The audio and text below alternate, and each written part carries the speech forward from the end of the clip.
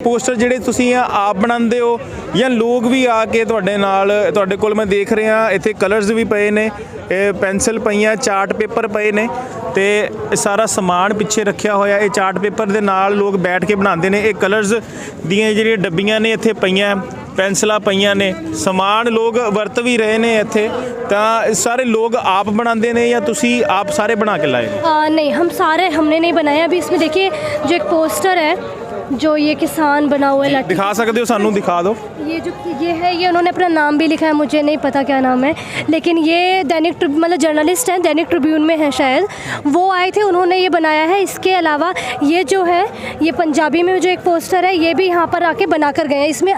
कुछ पोस्टर जो पंजाबी में अगर आप देख रहे हैं तो पंजाबी वाले पोस्टर लोग यहाँ पर आते हैं वो बना के और वो लेके भी जाते हैं और लगा के भी जाते हैं। इसमें यह है कि हमारा कोई मतलब पॉलिटिकल पार्टी से नहीं है हम इंडिपेंडेंट ऑर्गेनाइजेशन है तो जो सामान आप अभी दिखा रहे थे उसमें एक वो जनता ही लेकर आती है यहाँ के लोग हैं जो हमें देकर जाते हैं और हम उसके थ्रू मतलब उनको देते भी हैं कुछ और वो लोग बनाते हैं यहाँ पे हमारे साथ बैठ के बनाते भी हैं।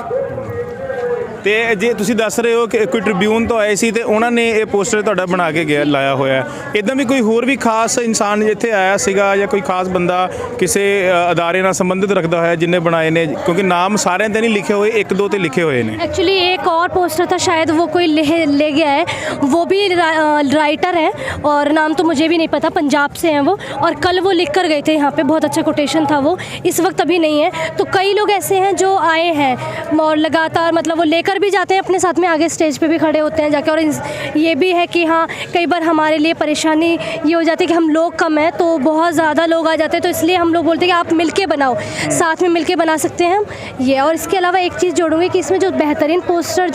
जो हमारे लिए वो ये वाला है क्योंकि इसमें पूरी की पूरी जो लड़ाई है जिस तरीके की उसको लेकर पूरा मैसेज दिया हुआ है कि हम लड़ेंगे साथी हम लड़ेंगे गरीबों के लिए मज़दूरों के लिए किसानों के लिए बेरोज़गारी महंगाई निजीकरण के खिलाफ हम लड़ेंगे क्योंकि बिना लड़े कुछ भी नहीं मिलता तो साथी हम लड़ेंगे।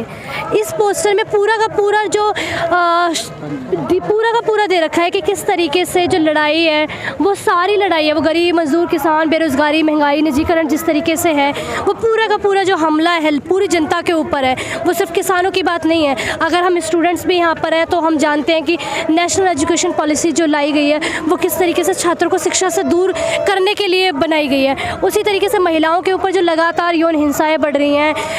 उन सब पे हमला है तो ये साझी लड़ाई है और उसी के मैसेज के साथ हम लोग यहाँ पर हैं जिसमें अलग अलग कोटेशन है। मीडिया के लिए भी है कि किस तरीके से जो एक तरह का मीडिया जो मेन स्ट्रीम मीडिया इसको एक अलग तरह का रंग देने की कोशिश कर रहा है कि अगर सिख अगर अपनी बात उठाने अगर आ जाए तो वो खालिस्तानी हो गए हैं। इससे पहले NRC-CA का मूवमेंट चल रहा था तो हमने देखा किस तरीके से मुस्लिम्स को आतंकवादी बोल दिया। अगर आप देख रहे हैं आदिवासी इलाके चाहे झारखंड है छत्तीसगढ़ है अगर वहाँ देखेंगे आप कि CRPF किस तरीके से जो बेगुनाह आदिवासी है उनको नक्सली के नाम पे मार गिराती है क्योंकि वो अपने हक की आवाज़ उठा रहे हैं। तो सरकार का काम ही है चाहे ये सरकार हो चाहे इससे पहले कोई भी सरकार आई गई हो सारी की सारी सरकारें यही करती हैं। अगर कोई अपनी आवाज़ उठाएगा तो उनको बांट दिया गया कि भाई आप खालिस्तानी हैं आप आतंकवादी हैं आप नक्सली। आप अभी देखिए कि मीडिया में किस तरीके का कवरेज हो रहा है लगातार ये है कि माओवादियों ने और नक्सलियों का ये मतलब पूरा आंदोलन जबकि आप देखिए आम किसान है वो किसान जानता है कि किस तरीके से खेती जो उसकी अभी तक होती है ये लगातार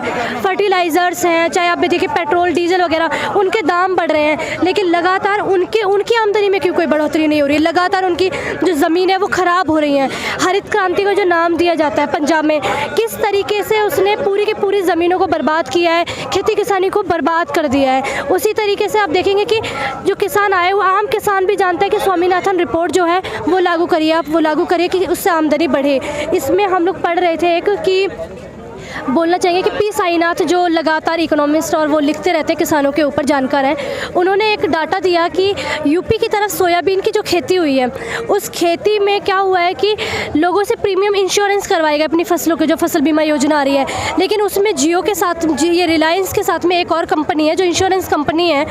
उनको गवर्नमेंट ने सब्सिडी दी है और किसान जो है प्रीमियम दे रहे हैं लेकिन जो वापसी का अगर रिकॉर्ड देखेंगे तो 150 करोड़ का सिर्फ मुनाफा जो है वो कंपनी को हुआ है। तो हम ये मोटा मोटी रूप से देख सकते हैं कि किस तरीके से कॉरपोरेट जो इंश्योरेंस कंपनीज लाता है कि आप फसल बीमा योजना चाहे तरह तरह की आप योजनाएं देखिए, उसमें इंश्योरेंस करवाइए, तो वो मुनाफा वो जनता का कुछ नहीं, जनता को कुछ नहीं हासिल होता उससे, बल्कि उनका मुनाफा हो रहा है। जो कोल्ड स्टोरेज बनवाए जा रहे हैं, चाहे वो अडानी का भी आपने देखा होगा कि जर्नलिस्ट पे अटैक भी किया गया क्योंकि उसने वो रिपोर्ट पब्लिश की। तो ये लगातार हम देख रहे हैं कि किस तरीके से सीरीज वाइज कॉरपोरेट को लगातार बढ़ावा दिया जा रहा है कि आप आगे आइए, अब जितना लूट सकते हैं लूटिए। तो ये कहेंगे कि भगत सिंह के साथ ही बोलूँगी कि वो कोटेशन जो उन्होंने बोली थी कि काले अंग्रेज़ जो है वो यहाँ पे शासन करेंगे, गोरे अंग्रेज़ चले जाएंगे। तो अभी यही हो रहा है कि गोरे अंग्रेज़ जा चुके हैं, लेकिन जो काले अंग्रेज़ हैं वो यहाँ पे शासन किए हुए हैं और वो लूट को बढ़ावा दे रहे हैं। जो साम्राज्यवादी नीतियाँ हैं वो लागू कर रहे हैं। हम WTO से लेकर लगातार ऐसे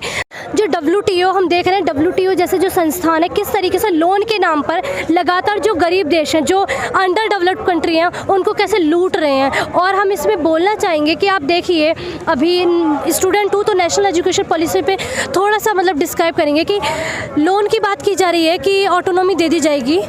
जो भी कॉलेजेस हैं, और आप मतलब उसके अकॉर्डिंग देखिए। ऑटोनॉमी सिर्फ वर्ड जो है ना वो दिखने में सुंदर लग रहा है, सुनने में सुंदर लग रहा है, लेकिन अगर आप इसकी वास्तविक जड़ों में जाके देखिए कि एक आम किसान का बेटा या मजदूर का बेटा है वो कैसे पढ़ाई करेगा। दिल्ली यूनिवर्सिटी जो है वो इतना महंगा संस्थान हो चुका है आज की डेट में। कोरोना लॉकडाउन के दौरान आप देखिए कि ऑनलाइन एग्ज़ाम हो रहे हैं, जिसके लिए लगातार स्ट्रगल चला कि जिनके पास में लैपटॉप या नेट वगैरह की व्यवस्था नहीं, कैसे करेंगे। उसके बाद भी अभी देखिए फ़ीस का जो है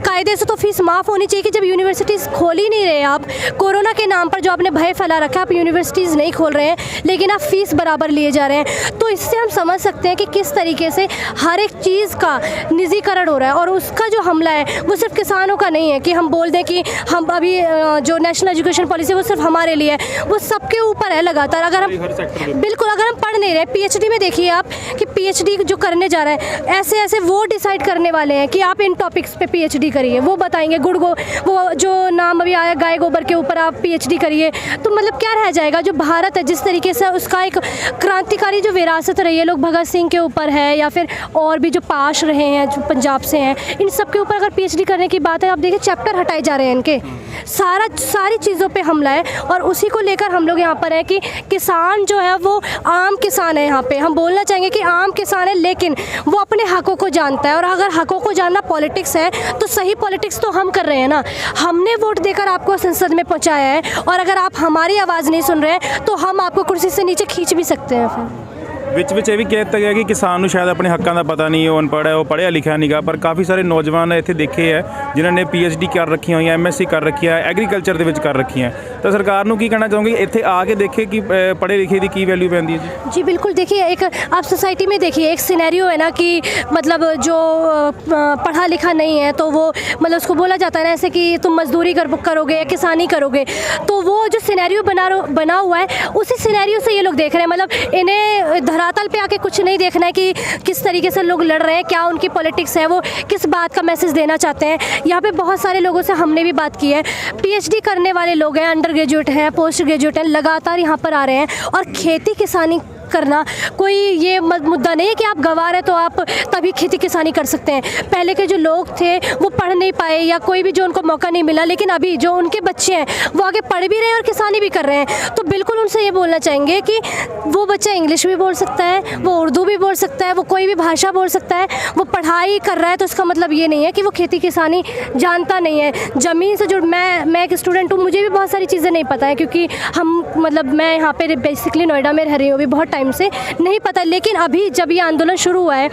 हमने जानना शुरू किया कि किस किस तरीके की चीज़ें हो रही हैं, किस तरीके से जो गन्ने की खेती है उसको लेकर लोग कितने परेशान हैं कि उसमें जो चीनी मिल है वो पैसा मतलब उनको देती नहीं है, लेकिन जो फसल है लगातार वो अपनी फसलें पहुंचा रहे हैं पर उनको भरपूर पैसा नहीं मिल पा रहा है। तो जो उनके जुड़े मुद्दे हैं वो अपने हकों को जानते हैं और उनसे बोलना बिल्कुल अपील करना चाहिए कि आप आओ ना, किसानों के बीच में आओ, आपको इतना डर क्यों है। मतलब जे सच्चाई देखनी तो ਇੱਥੇ ਆ ਕੇ ਇੱਕ ਵਾਰੀ ਜ਼ਰੂਰ ਦੇਖਣ। ਤੇ ਤੁਹਾਡੇ ਨਾਲ ਜਿੰਨੇ ਵੀ ਸਟੂਡੈਂਟਸ ਹੈਗੇ ਤੁਸੀਂ ਕਿੰਨੇ ਦਿਨ ਤੋਂ ਇੱਥੇ ਹੋ ਤੇ ਤੁਸੀਂ ਕਿਹਾ 27 ਤਰੀਕ ਤੋਂ ਤੁਸੀਂ ਲਗਾਤਾਰ ਇੱਥੇ ਹੋ, ਹੋਰ ਕਿੰਨੇ ਦਿਨ ਤੁਸੀਂ ਇੱਥੇ ਰੁकोगे? जब तक किसानों की लड़ाई चल रही है यहाँ पर हम तब तक यहीं पर हैं, क्योंकि किसानों की लड़ाई बेसिकली सिर्फ उनकी लड़ाई नहीं है। आप उनकी मांगों को भी अगर देखेंगे उसमें लगातार वो पॉलिटिकल प्रिजनर्स की बात कर रहे हैं कि किस तरीके से जो राजनीतिक बंदी बनाए गए उनको छोड़ा जाए, क्योंकि वो लोग कौन है? वो आदिवासियों की बात करने वाले लोग थे। सुधा भारद्वाज कौन थी? वो आदिवासी जिस तरीके से अपनी ज़मीनों के हक़ के लिए लड़ रहे हैं, वहाँ पे जो कॉरपोरेट लूट हो रही है उसके खिलाफ वो उनकी लड़ाई लड़ रही थी, आज उनको जेल में बंद कर दिया गया। फर्जी केसेस में लगातार जो आनंद तेलतुंबड़े हैं, वो मतलब संविधान को जानने वाला, संविधान के अंदर चलने वाले लोग, उनको लगातार जेलों के अंदर डाला जा रहा है। तो हम कैसे मान लें कि एक डेमोक्रेसी है और संविधान के नाम पर चलती है? मतलब इसमें हमारा एक पोस्टर भी है जिसमें लिखा हुआ है कि अगर किसान खेत में है तभी घर में आटा है, और अगर घर में आटा है तो हमने ये भी सुना है कि संविधान है एक देश में। तो वो एक व्यंग है कि जब हमने देखा कि हम 27 तारीख को यहाँ पर थे, हमारे बहुत सारे लोग किस तरीके से आंसू गैस के गोले छोड़े जा रहे हैं, लाठियाँ भांजी गई टिकरी बॉर्डर पे। तो अगर संविधान अगर हमें ये हक देता है कि आप अपनी आवाज़ उठाइए, अगर आपको कोई चीज़ नहीं पसंद है तो आप उसके खिलाफ आप विरोध कर सकते हैं, तो कैसे मान लें संविधान है? क्योंकि आप संविधान के दायरे में तो ये नहीं कर रहे हैं, आप अपने फौजों को छोड़ दे रहे हैं। अभी आप देखिए पूरा जो माहौल बना हुआ है वो ऐसा लग रहा है भारत पाकिस्तान का बॉर्डर बना रखा है। ਸਰਕਾਰ ਲਗਾਤਾਰ ਦਬਾਅ ਬਣਾਉਣ 'ਚ ਲੱਗੀ ਹੋਈ ਹੈ, ਪਰ ਲੋਕਾਂ ਦਾ ਜਿਹੜਾ ਸੰਘਰਸ਼ ਹੈ ਉਹ ਨਾਲ ਵੱਧ ਰਿਹਾ ਹੈ। ਲਾਸਟ ਇੱਕ ਪੋਸਟਰ ਤੁਹਾਨੂੰ ਦਿਖਾਲ ਕੇ ਤੇ ਫਿਰ ਵਾਈਂਡ ਅਪ ਕਰਾਂਗੇ। ਕੀ ਲਿਖਾ ਕਿ ਆਪ ਲਿਖਾਂਗੇ ਆਪ ਗਾਵਾਂਗੇ, ਗਾਣਾ ਸਿੱਧਾ ਸਾਫ਼ ਗਾਵਾਂਗੇ। ਲੋਕੀ ਮਿਰਜ਼ਾ ਹੀਰ ਨੇ ਗਾਉਂਦੇ, ਅਸੀਂ ਆਪਦੇ ਹਾਲਾਤ ਗਾਵਾਂਗੇ, ਅਸੀਂ ਆਪਦੇ ਮਾਂ-ਬਾਪ ਗਾਵਾਂਗੇ। ਇਸ ਗੱਲ ਦੇ ਨਾਲ ਹੀ ਮੈਂ ਕਰਨ, ਕੈਮਰਾਮੈਨ ਕੁਲਦੀਪ ਦੇ ਨਾਲ, ਪੰਜਾਬੀ ਨੈਸ਼ਨਲ TV।